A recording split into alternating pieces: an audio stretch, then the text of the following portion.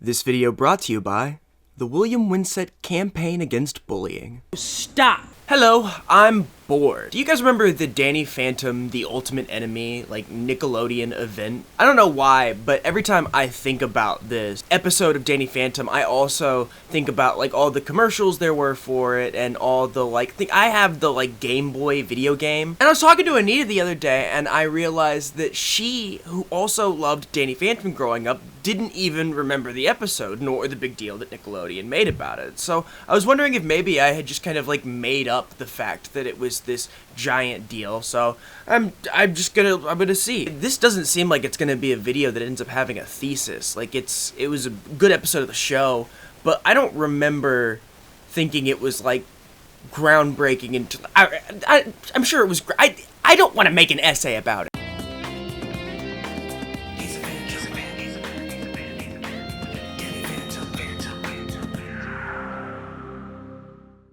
I guess the best place to start with something like this is just to look for the commercials. So we'll just look up Danny Phantom Danny Phantom the Ultimate Enemy. It's promising that I don't immediately just see a ton of commentary videos on it. I'm always worried that I'm just gonna I don't tend to look up because I don't want to accidentally bite people's bits. So I don't look up videos before I make a video myself, and I'm always worried that I'm gonna I'm gonna make a video that's been made 100 times. Okay, here's a general teaser by DP the uploaded by DP the Ultimate Enemy. Who is the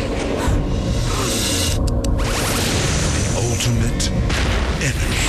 A Nickelodeon TV movie event. Danny Phantom, the Ultimate Enemy. Friday, September 16th at 8 p.m. I'm glad they called it a TV movie event. That lets me know that I'm not making that part up.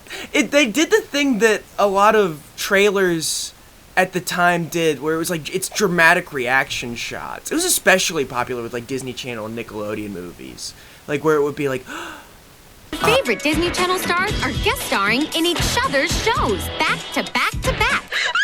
What is this? Okay, it says Khalil Fredericks uploaded the Ultimate Enemy Face-Off Collection commercial. On Friday, September 16th, Danny Phantom will face his ultimate enemy. And now you can create your own ultimate enemy with the Danny Phantom Ultimate Enemy Face-Off game at Nick.com. Battle them online and possibly in real life. When you create an evil ghost online, you're instantly eligible to win. 16 ghost creations will be randomly selected, turned into live-action creatures, and set to battle on Nickelodeon, weeknights from 6 to 7 p.m., starting September 12th. Oh, yeah! I completely forgot that they had a whole series of Nickelodeon Danny Phantom games. I don't think this might have been the first of them. This was my least favorite of them. You just created a random monster or ghoul or so. Oh, maybe I can find it. Yeah, okay. I don't want to play it, because I didn't like it, but maybe I just have to remember that I didn't like it. I tended to not like games in the Danny Phantom world where you couldn't play as Danny, specifically the ones where you couldn't transform, because that was my favorite part of the show as a child.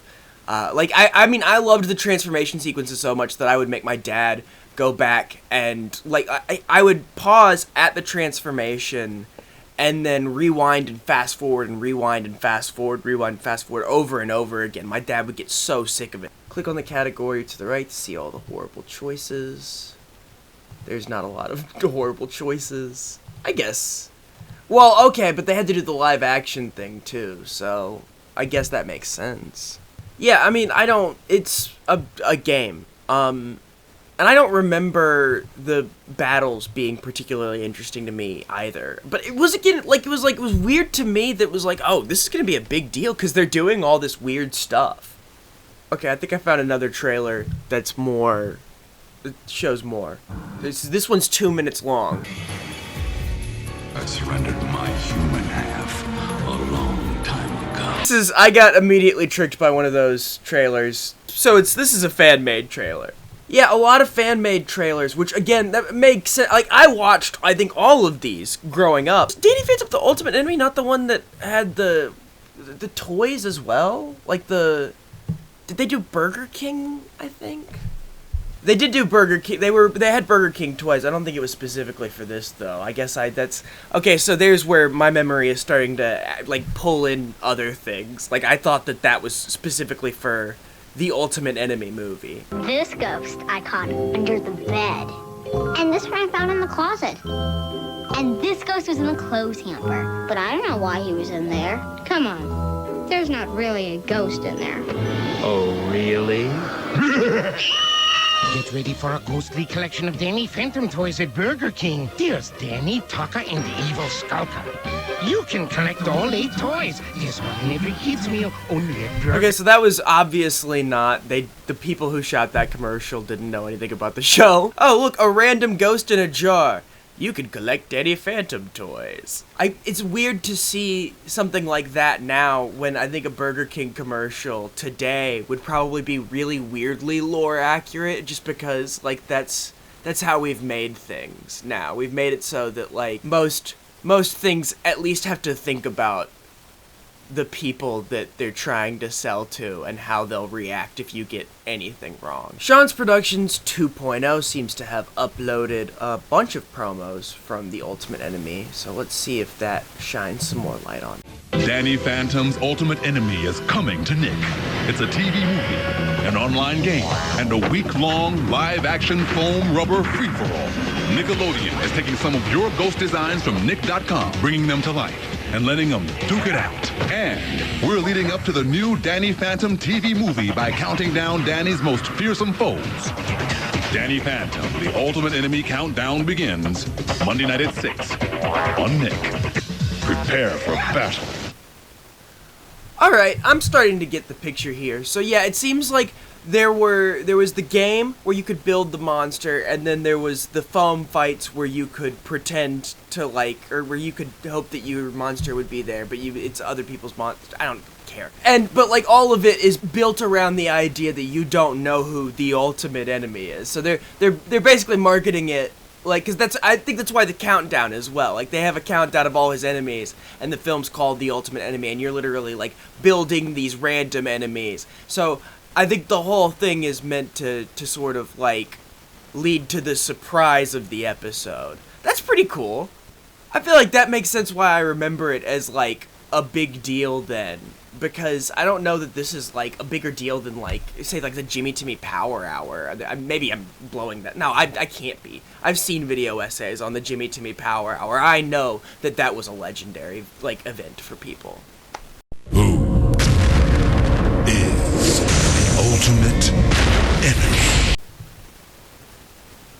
Alright, I've watched that one a few times now, and I'm just now noticing that even though I've watched it a few times, and it's only 15 seconds, that yeah, duh, the whole point, the only thing he says is who is the Ultimate Enemy. I don't know, you know, no one said I was smart. This is what it's like to watch me research something. So is there not, like, did they not do a commercial for the video game? Yeah, I don't think they did a trailer for the video game. I don't remember a trailer, I guess. I have the video game somewhere here. I don't want to get up and look for it, man. You guys aren't going to make me get up and look for it. It's just that I don't have, like, a ton of time to do stuff like this for you guys. I'm not going to play the video game all the way through, but, like, we'll find it, I guess. Belle, you say hi? You want to say hi? No. Okay, is it? This is... No, it's not in there. You could have let me know before I started recording that I was going to have to go finding stuff for you. Maybe. Okay, I found my Game Boy in a plastic bag. Yep. It's the only game I would keep in the Game Boy.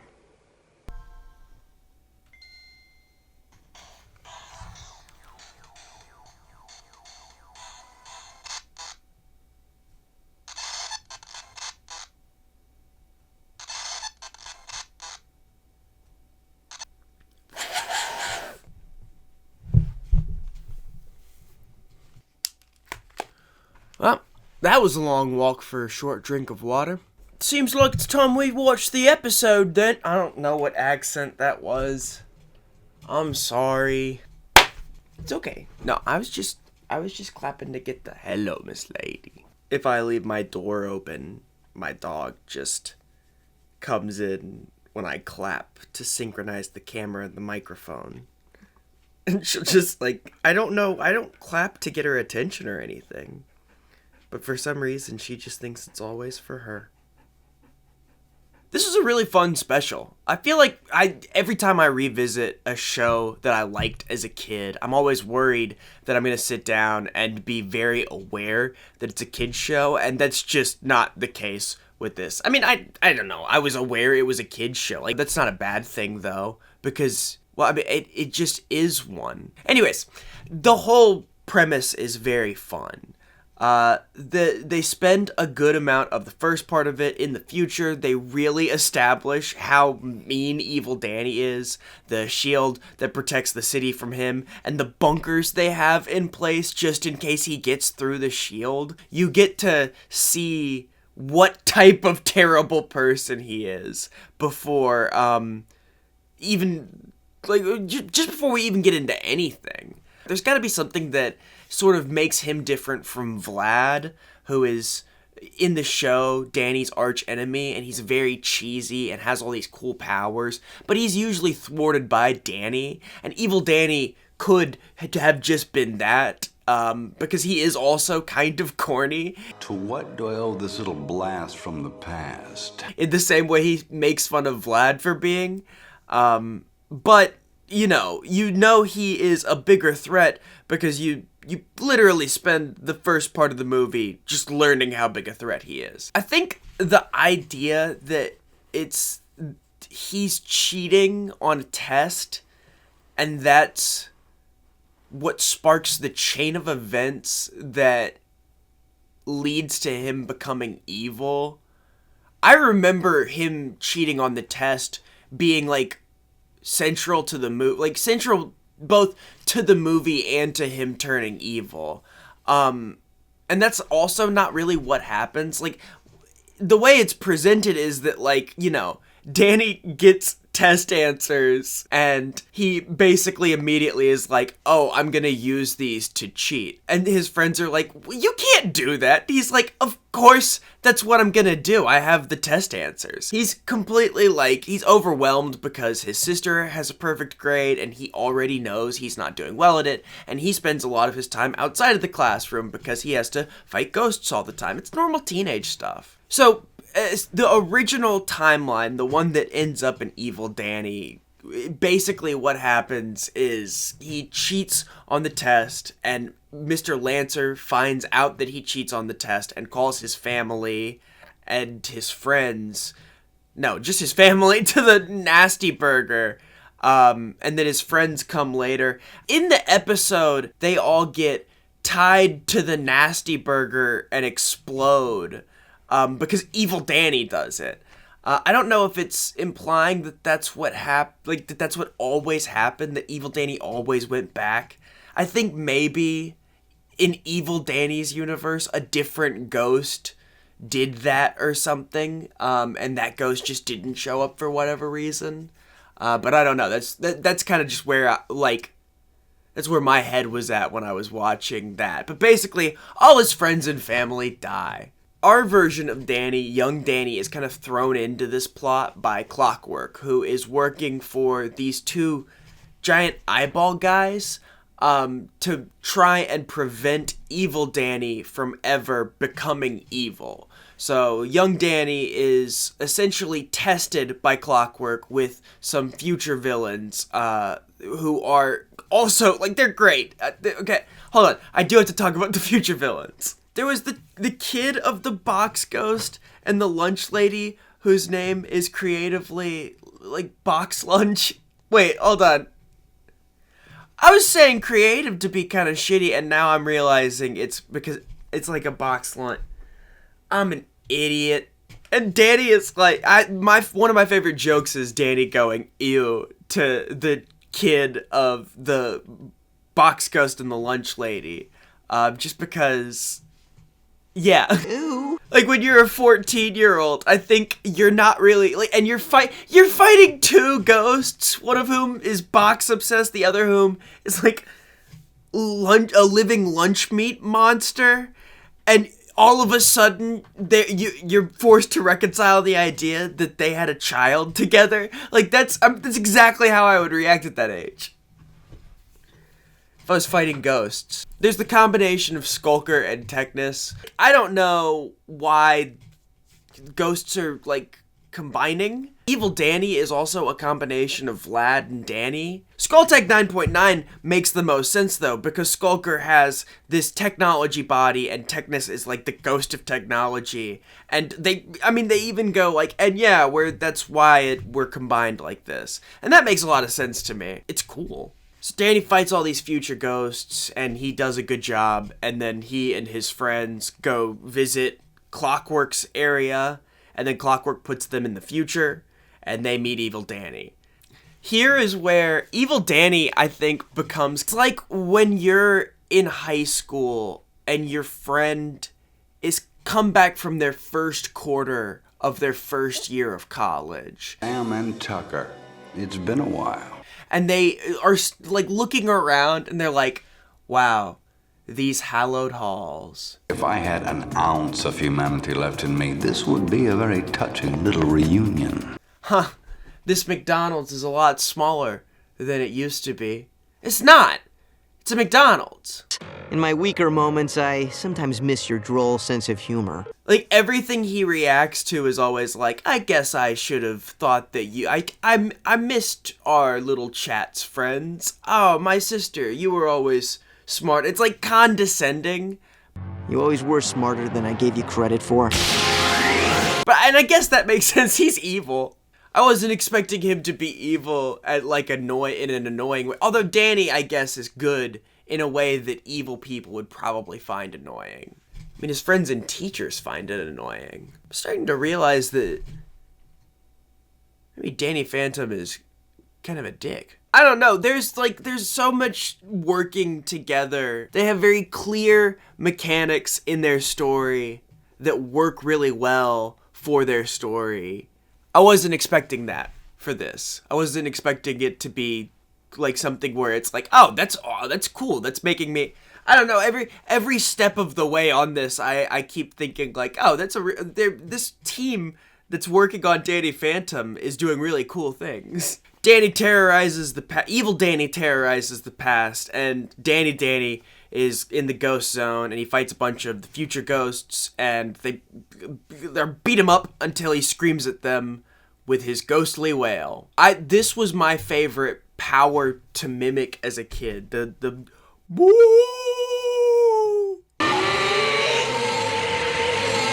Woo! Although I don't think ghostly wail is a good name. It's just not very cool. I guess I just don't want to wail as a power. I don't know, maybe ghostly scream is also not really cool. I can't just be a negative Nancy here. What about like a ghostly roar though? Maybe are ghosts not animals? Ghostly moan would be, that's the sound, but it doesn't really, the force isn't there. Ooh, maybe ghostly wail was a good one. I don't know that I can come up with a better one. Alright, Danny Phantom, you win this one. Ghostly wail. My favorite scene is when he goes to Vlad, and Vlad explains the story, because I don't know, the story to me was always, like, that really sold the episode's premise for me, is watching Danny, like, basically have to turn to Vlad because he's a kid. I don't know, like, he's going to the only person he knows who is taking him in, supposedly. Like, it's never, like, this is all Vlad wants, is to have Danny as a son. And so it's basically implied that once all his friends and family are dead, Danny is just like, please take me in, and Vlad is like, oh, okay, yeah. And Vlad rips his ghost half from his human half, and then his ghost half rips the Vlad half from his human half, and then they merge, which is the part that I don't really get, but I assume it's like, I don't know, if it's all working on like a loop where it's like evil Danny causes all of this. Maybe it's like Danny goes to Vlad knowing all of this is supposed to happen. Like he chooses to do this. Or maybe he just wanted to see if he could get all of Vlad's cool powers by possessing him.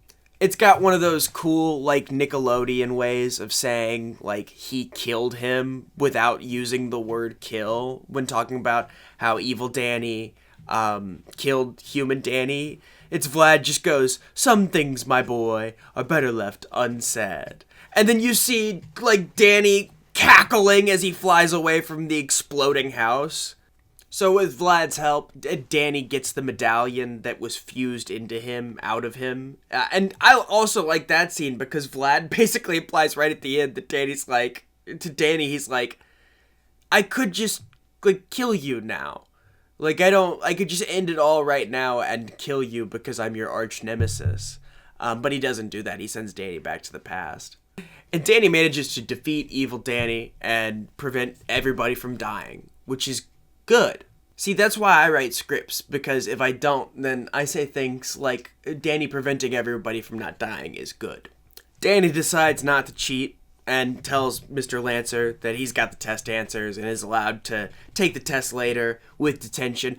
That's also a cool wrap-up for that Danny comes clean, but because he even, like, thought about cheating, he still has to, like, accept his consequences, which is part of what he learns in the episode. So that's a good lesson as well. It's like, you know, if you decide to, like, if you start going down a bad path, you don't have to. You can just, you know, take your lumps and move on, I guess. The whole special, though, was very fun. I didn't even really mention the part where Jazz, like, is the whole time she's using all of the family equipment to sort of track Dark Danny and try and defeat him. They take advantage of the fact that it's an hour long because they spend that time, like, really fleshing out the areas of the story that you would want to know more about. You see, like, a bunch of the different ghosts, and Danny has to fight different enemies of his from the future and hear what they think of him and hear what he did to them. They always find an interesting way to communicate how evil Danny is without just, like, saying, like, oh yeah, he's so evil. And they really establish how threatening he is. And also, like, they just do a good job of being, like, there's enough of a gray area in regular Danny. And that the show focuses on in the episode by being like, yeah, of course he would cheat if he just found the test answers. Where you could see, like, a series of events leading to him not becoming evil, but, like, accidentally splitting from his ghost self, which then becomes evil. And it's like, I don't know, I liked it. I was having a lot of fun with it. And then it ended. Why did TV shows end? I think Butch Hartman did an interview, or like one of his YouTube videos about this. Get my brand new book, Mad Hustle. It's all about my experience in Hollywood over the last 30 years. But Butch Hartman wrote a book called Mad Hustle? You'd think that he would write, call it like The Fairly Odd Hustle or something. Why? I don't know. I didn't write a book about hustling. The Ultimate Enemy. The Ultimate Enemy? My favorite. Wow. Okay, cool. Why is it your favorite? I like the story and the plot significance. Oh yeah, the plot significance. I should probably mention that it's also the episode where Danny finds out that Jazz knew that he was Danny Phantom, which is something that, like, she found out earlier in the show, but had been hiding from him. So it's like a big deal. You're asking these big questions. Like, you could have asked, like, why'd you make his boots, like, you know, white? You could have done something like that, but no. That's my next question. Yeah, whatever. I took the... All right, fine. All right. So I can't tell if that's a real fight between him and his cameraman or not, and I just don't know. Does that scream? I'm not gonna speculate on what that work environment is like. Here I am, just sitting here behind my computer, trying to figure out more about the Ultimate Enemy, and I want to talk about Butch Hartman and his cameraman. watching a ghost come up with an incredible shriek or an incredible howl. Shriek, howl, ghostly shriek or howl. He found a great one. Maybe he's thought about this a little bit. Maybe he also doesn't like the ghostly whale as a name. Getting a bunch of he's really good at crediting the people he was working with. Me and my team of writers, we had some amazing writers on the show at the time. A guy named Steve Marmel, Sib with a B, Sib Ventris, Marty Eisenberg, the epic storyboard at the beginning of The Ultimate Enemy. There was an amazing storyboard artist named Nickolodeon. And Steve Marmel is somebody that I was looking into a little bit more, just for a different thing. I feel like he's got a pretty specific reputation among the Danny Phantom fandom that I might want to look into on another video another day, and probably a more structured video. Butch Hartman does a lot of... There's an interesting thought process that he's got going on, and that he and his writers were working under. Then he talks about, like, using the time to do all the specific, like, set pieces and stuff, and really deliver, as he puts it, answers to the stuff that he's, you know, having the viewers ask in the beginning of the special. It's a good video. Go watch it if you want to know more about The Ultimate Enemy. I don't know. I don't like Butch Hartman, though. Maybe I should stop. Am I joking? Do I like Butch? I don't know anything about Butch Hartman. I've seen videos, but it was a long time ago. I don't remember what they are anymore, and this is not... Gosh. Ugh. I remain neutral on Butch Hartman until the comments explain to me why he's bad or not. Okay, I'm a little less bored now. I enjoyed going back through and trying to remember The Ultimate Enemy, and I feel like I've got I remember it more clearly now. They actually did make it a pretty big event. It was a week-long thing, and they obviously must have had monsters fighting each other. In a way, I guess it kind of makes it like the prototype for the Avengers, blockbuster movies in general, the Bible. You know, just in terms of, like, it's a story, but, like, they're really hyping it up. Like, Danny Phantom's the first I remember.